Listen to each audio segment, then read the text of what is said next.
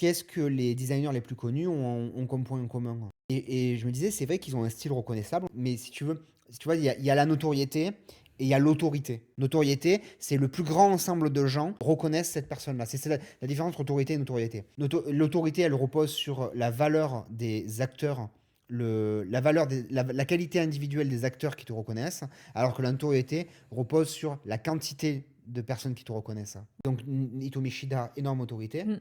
mais par exemple, Petite Nit, énorme notoriété. Notoriété. Alors là, il faudrait vérifier, mais en tout cas, par exemple, tu prends Petite Nit, et, en fait, j'ai observé quelque chose, c'est que, tu sais, je t'avais dit, elles ont un élément d'identification qui fait que, en gros, un designer, tu te dis, ce designer, c'est ça. Mm, Tu mm. penses Petite Nit, tu penses, par Sophie exemple, Scarf. tu penses, non, mais tu penses minimalisme, voilà, en Oui. gros.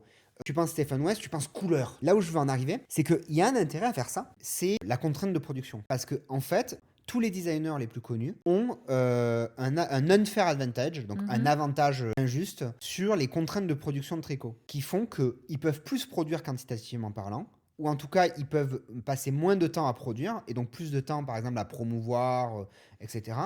Et donc cet avantage injuste est un argument en plus, est un élément en plus de leur domination en termes de notoriété.